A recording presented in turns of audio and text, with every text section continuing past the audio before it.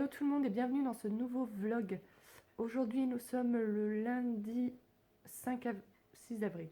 6 avril.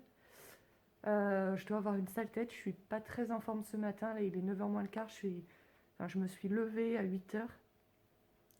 Mais en vrai ça fait depuis 3h du matin que je dors pratiquement pas, 3h30 du matin, où j'arrête pas de m'endormir, me réveiller toutes les demi-heures. Je suis pas bien depuis cette nuit, je pense que c'est de l'angoisse.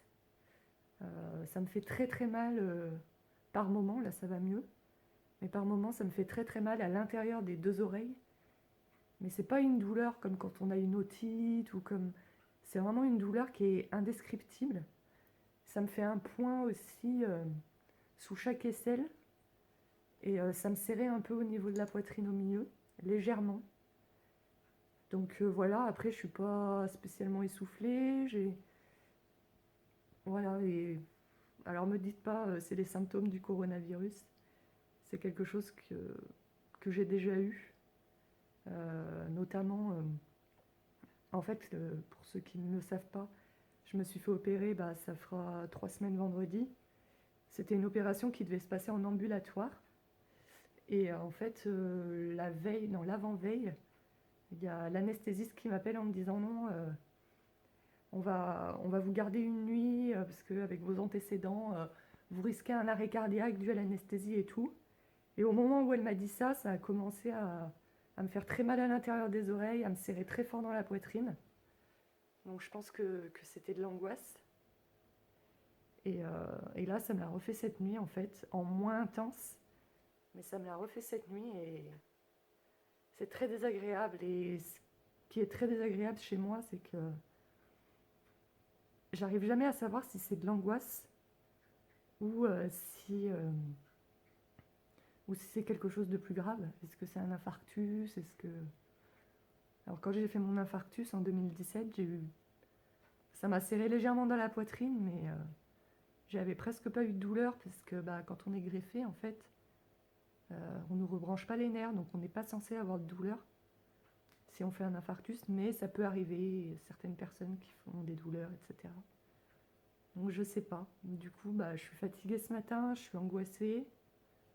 Là, je vois qu'il fait beau, j'ai juste envie d'aller me poser au soleil, mais je pense que pour le moment, il doit faire beaucoup trop frais. Il ne s'agit pas d'attraper un rhume non plus. Donc voilà, donc j'ouvre ce petit vlog pas très gaiement, mais voilà, j'avais pas du tout prévu de vlogger aujourd'hui. C'est pas du tout pour me plaindre, mais je sais pas, en fait, vous parler, ça me fait du bien, ça me rassure.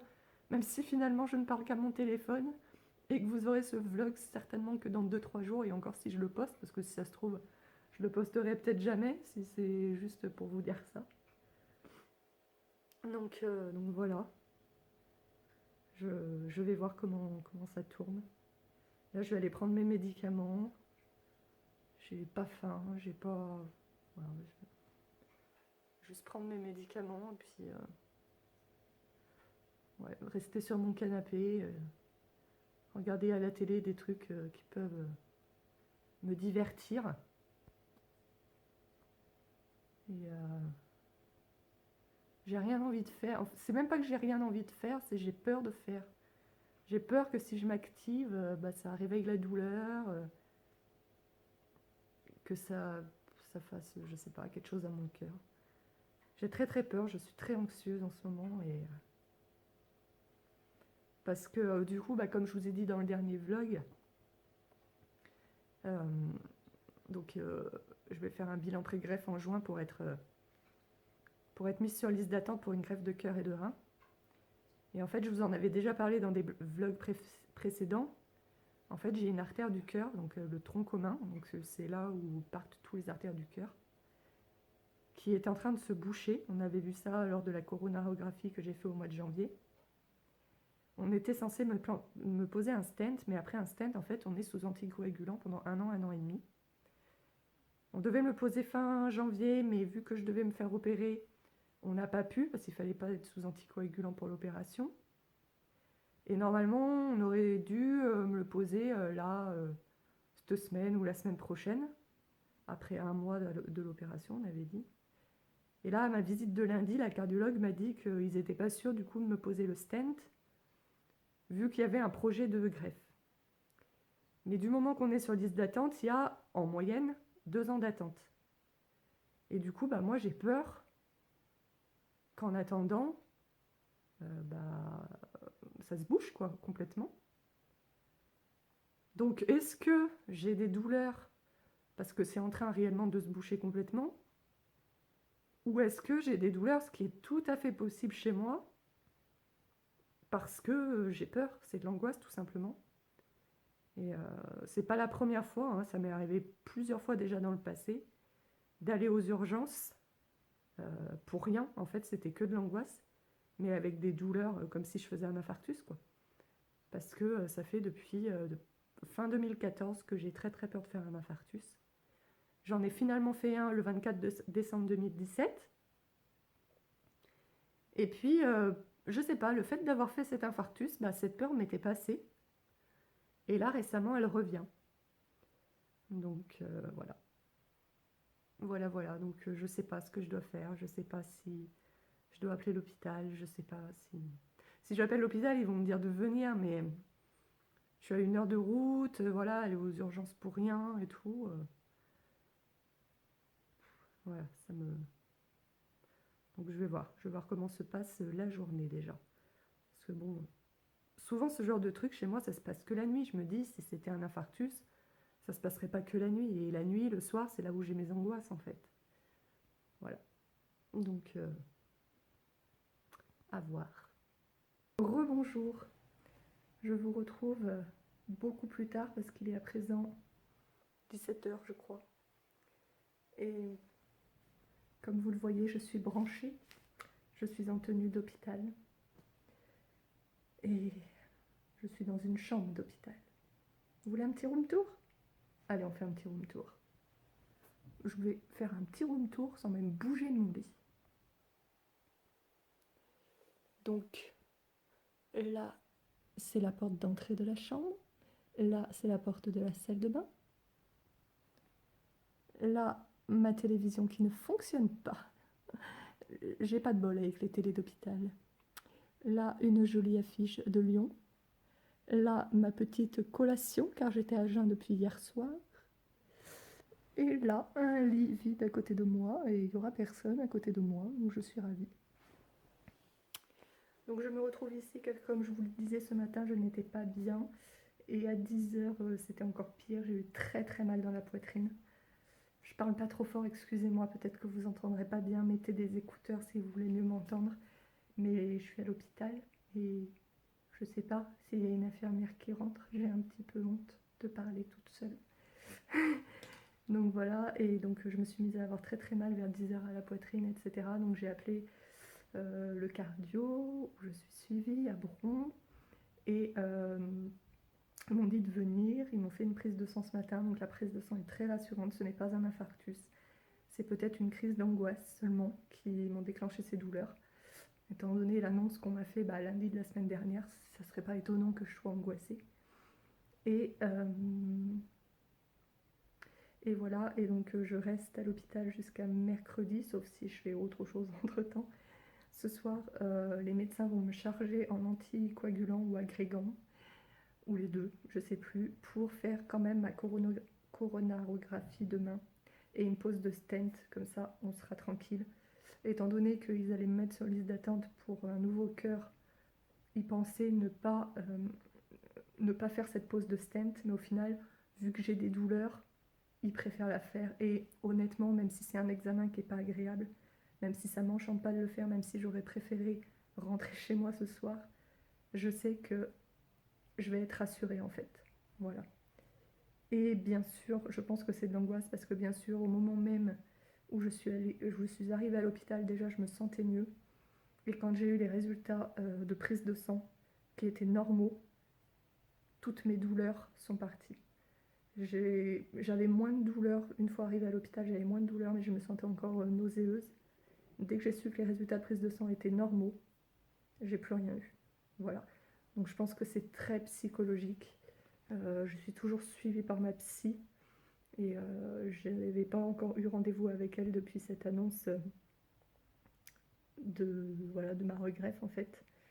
Donc là, je devais avoir rendez-vous avec elle mercredi à 11 h, donc je lui ai envoyé un mail pour déplacer à jeudi à 10 h, parce que je sais qu'elle avait une place jeudi à 10 h. Pour ceux qui ne savent pas, c'est une psychologue que je consulte par Skype, donc c'est très pratique. Voilà. Je vous remettrai dans le petit ici la vidéo que j'avais fait en 2015, car je crois, si je ne me trompe pas, que j'ai commencé à consulter avec elle en mai ou juin 2015. Donc je vous remettrai la vidéo ici, si vous voulez savoir exactement comment ça se passe, etc. C'est quand même super pratique. Au début, j'avais une petite appréhension, voilà, parce que j'avais déjà été suivie sur le plan psychologique, mais de façon normale, en allant au cabinet. Et au départ, j'avais une petite appréhension. J'avais choisi cette méthode parce que j'habite dans un petit village, je ne sais même pas s'il y a un psy, et puis j'ai pas le permis de conduire, et puis c'est compliqué. Donc au début, ça me faisait... Les 2-3 premières séances, ça m'a fait super bizarre de parler à quelqu'un derrière un écran, à quelqu'un que je connaissais pas, à quelqu'un qu'il fallait que je raconte ma vie, entre guillemets. Et puis finalement, maintenant, c'est tout à fait naturel, et j'ai fait de gros progrès en termes... Enfin, je me sens vraiment mieux psychologiquement. Dans ma famille, il y a des psychiatres qui trouvaient... Enfin voilà, ils étaient un peu outrés. Pour eux, une psychanalyse, ça se fait pas comme ça. Mais moi, je vois beaucoup de progrès, même si tout n'est pas réglé. Je vois énormément de progrès. Donc c'est que ça fonctionne, en tout cas pour moi. Donc pour l'instant, je continue comme ça. Voilà. Écoutez, je n'ai rien de spécial à vous dire de plus pour le moment. Je vous reprendrai peut-être plus tard, ou alors seulement demain. Je suis arrivée ici vers 11 h, 11 h 30. Et c'est long parce que y a aucune visite permise à cause du coronavirus. Donc voilà, c'est comme ça. Il faut prendre son mal en patience. Et comme je vous le disais, j'ai pas de bol, en plus la télé ne marche pas. Heureusement qu'il y a les smartphones. Allez, à tout à l'heure. Zut, j'ai oublié de vous filmer quand l'assiette était remplie. C'était du bœuf carotte avec des... Non, pas tagliatelle. Des pâtes quoi. Bon, des pâtes. C'est pas précisé.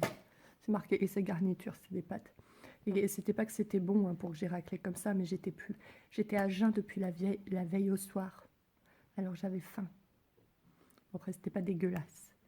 Mais on pouvait pas dire que c'était bon. Et maintenant, nous avons un petit emmental. Et ensuite, une petite compote de pommes allégée en sucre, parce que comme je fais 48 kilos, il faut que je maigrisse, hein. Je suis trop grosse. Voilà, j'ai tout mangé. Je veux entendre vos applaudissements, s'il vous plaît. Nous sommes toujours mardi, il est à présent presque 17 h. J'ai eu ma choro comme c'était prévu à midi. Je suis descendue un petit peu plus tôt, je l'ai eu à midi. Et les douleurs dans la poitrine venaient d'une artère, de la plus grosse artère du cœur, qui s'appelle le tronc commun, qui était bouchée à 90%. Donc voilà, donc pour le moment, je dois encore rester couchée. J'ai pas le droit de me lever jusqu'à 19 h, donc encore 2 heures. Et mais j'ai l'impression de me sentir mieux, j'ai déjà plus de douleurs. Alors bon, j'avais pas des douleurs en continu. Donc on verra quand je me lèverai ce que ça donne. Et j'ai l'impression, je sais pas si c'est psychologique ou pas, mais j'ai l'impression déjà de me sentir mieux. Sinon, ils m'ont trouvé très amaigrie, donc ils n'arrêtent pas de me faire manger. Voilà, ils me disent manger en petite quantité, mais manger toute la journée, voilà. Et puis j'ai des espèces de petits shots à boire qui sont très épais, hyper protéinés, etc. Voilà, voilà pour les dernières nouvelles. Et normalement, je sors demain. Voilà. Écoutez, je vous fais des bisous pour le moment, et puis on se retrouve certainement plus tard. Hey, nous sommes le mercredi 8 avril, je suis dans la salle de bain à l'hôpital. Je vais prendre ma douche et mettre des vrais vêtements. J'attends les médecins, mais normalement je devrais sortir aujourd'hui, je pense en début d'après-midi. Donc je suis trop contente.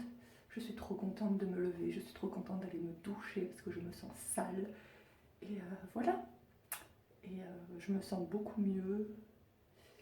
Et voilà, j'espère maintenant que niveau médical, ça va se calmer un peu et que je vais être tranquille pendant quelques temps. Parce que j'en ai marre. Voilà. Allez, à tout à l'heure. Bon bah voilà, j'ai repris forme humaine.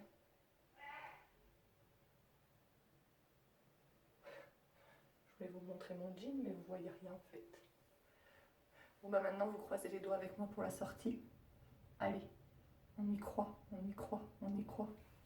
Le médecin que j'ai vu aujourd'hui, il vient de passer, il vient de me dire que je ne sortais que demain. Alors que celui que j'ai vu hier, il m'avait dit que je sortais aujourd'hui. Il faudrait qu'ils se mettent d'accord avant d'informer les patients, parce que du coup je suis triste. Bon, c'est qu'un jour de plus, mais bon, c'est chiant quoi. Et j'ai rien pour m'occuper et voilà. Avec les visites interdites, c'est très long. Je suis un peu deg. Ça fera pratiquement une semaine d'hôpital alors qu'au départ c'était 24 heures.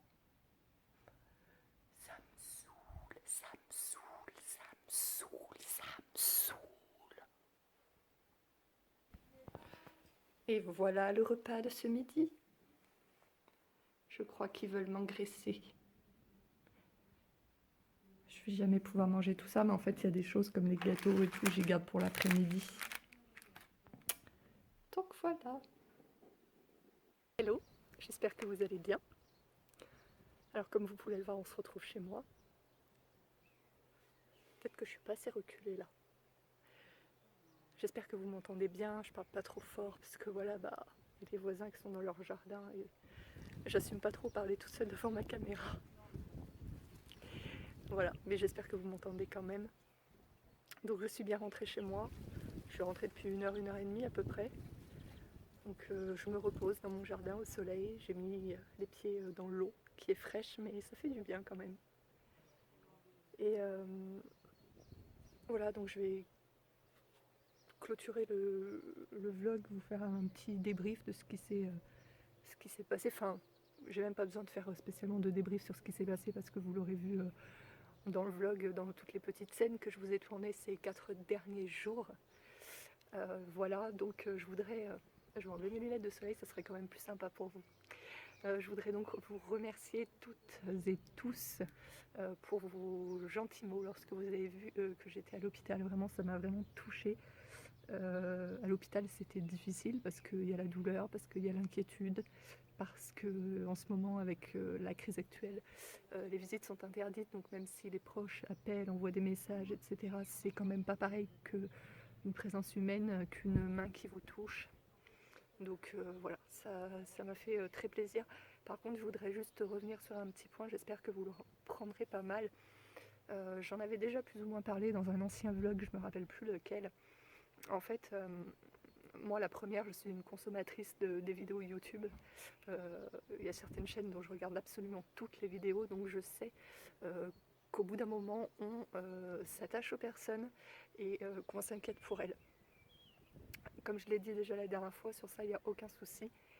Mais par contre, il y a quelques personnes, c'était une poignée de personnes, mais il y a quelques personnes. Ce qui me gêne un petit peu, après je remets pas en cause que ces personnes sont peut-être quand même attachées à moi et tout. Mais la façon de poser la question, la façon d'insister en me contactant sur tous les réseaux sociaux parce que je ne réponds pas dans la seconde pour savoir absolument tout de suite maintenant qu'est-ce qui se passe, pourquoi tu es hospitalisé, qu'est-ce qui t'est arrivé. En fait, la façon dont c'est formulé, parce qu'il y a des personnes, ils vont voir, parce que j'ai fait des stories, ils vont voir que je suis à l'hôpital, ils vont m'envoyer 1001, plein de courage, plein de gros bisous, sois forte, on pense à toi, des trucs comme ça. Il n'y a aucun souci, mais après quand les questions c'est qu'est-ce qu'il y a, qu'est-ce qui se passe, mais pourquoi tu es hospitalisé, mais qu'est-ce que tu as eu encore, etc. Moi ça me fait penser un petit peu à la curiosité malsaine. De toute façon vous savez très bien que je vous partage tout, il faut juste attendre un petit moment. Par exemple, vous auriez attendu la sortie de ce vlog, vous n'auriez pas été obligé de me poser 15 fois la question et pourquoi tu es hospitalisé, etc. Comme je vous l'ai déjà expliqué, moi quand il m'arrive quelque chose, je suis dans le truc parce que j'ai mon inquiétude, parce que j'ai ma douleur physique et mentale, et après je vous parle, ça peut être une semaine après, etc., mais je vous en parle. Donc s'il vous plaît, j'espère que ma santé va me laisser un petit répit quand même pendant quelques semaines, voire quelques mois, hein, on va espérer. Mais la prochaine fois, comme vous voyez que je suis hospitalisée, il n'y a absolument aucun souci, vous pouvez m'envoyer des mots, ça me fait hyper plaisir, ça me fait hyper chaud au cœur. Mais s'il vous plaît, laissez votre curiosité de côté quelques temps. Je vous dirai ce qui se passe, il n'y a pas de souci. Mais voilà, je fonctionne comme ça, pas que avec vous qui me regardez par YouTube et qu'on ne se connaît pas dans la vraie vie, même avec ma famille, avec mes amis proches. Au début, j'ai pas envie d'en parler, j'ai pas envie. Et puis, selon mon stress, selon la gravité de la chose, etc., je finis par en parler. 1 heure plus tard, un jour plus tard, 1 semaine plus tard, 1 mois plus tard, mais je finis toujours par en parler. Donc s'il vous plaît, la prochaine fois, des mots d'encouragement, aucun souci, mais me contacter sur tous les réseaux sociaux pour me demander qu'est-ce qu'il y a, qu'est-ce qui se passe, pourquoi tu es à l'hôpital, qu'est-ce qui t'arrive encore. S'il vous plaît, non. Et puis aussi les conseils, tu en fais trop, repose-toi, etc. Enfin, l'infarctus que j'ai eu là, ça n'a rien à voir avec le fait que j'en fasse trop ou pas. Une artère, quand elle se bouche, que ce soit un infarctus au niveau du cœur, ou que ce soit un AVC, ou que ça n'a rien à voir avec le fait d'en faire trop ou de ne pas en faire trop. Vous pouvez faire un infarctus pendant votre sommeil. Je connais une personne à qui c'est arrivé, elle est décédée pendant son sommeil, et l'autopsie a révélé que c'était un infarctus. Voilà, moi j'ai commencé à avoir les douleurs de la poitrine, je venais juste de me lever, je n'avais fait encore aucun effort de la journée à part avoir pris mes médicaments, c'est la seule chose que j'avais faite. Donc voilà, vous n'êtes pas médecin, et même s'il y a des médecins ou des infirmières, vous n'êtes pas mes médecins, vous n'êtes pas mes infirmières, vous ne connaissez pas mon dossier, vous ne connaissez pas mon dossier médical, mes antécédents médicaux, même si vous connaissez des personnes greffées, même si vous-même vous êtes greffé, etc. Chaque personne est différente. Sinon, si pour tous les greffés c'était pareil, c'est pour tout. Voilà, dans ce cas-là, il n'y aurait pas besoin de voir patient par patient. On vous enverrait un courrier en disant faut prendre ça, faut faire ci, faut faire ça, faut pas faire ci, faut pas faire ça. Si les médecins prennent la peine de nous faire venir, de nous voir, de nous ausculter au cas par cas, c'est bien pour une raison. Ce qui est valable pour une personne greffée ne sera pas valable pour une autre. Je parle de greffe parce que c'est ce qui me concerne, mais pour toutes les maladies, c'est la même chose. Voilà. Donc voilà, votre curiosité et vos conseils, même si je sais que c'est très bienveillant, dans ces moments-là, ça ne m'aide pas. Voilà, c'est pas méchant ce que je vous dis, et j'espère que vous ne le prendrez pas mal, juste pour que vous le sachiez, parce que j'ai toujours été quelqu'un, je pense, d'honnête et franche. Vous le savez, c'est ce que la plupart des gens apprécient justement sur ma chaîne. Mon honnêteté et ma franchise, le fait de dire les choses. Donc voilà, je vous le dis, dans ces moments-là, les mots d'encouragement, oui, mais la curiosité et les conseils, alors que je suis entourée de mon équipe médicale qui me connaît, non, s'il vous plaît. Voilà. Écoutez, sur ce, je vais clôturer le vlog ici. Je vous fais d'énormes bisous et on se retrouve très prochainement pour une nouvelle vidéo. Ciao!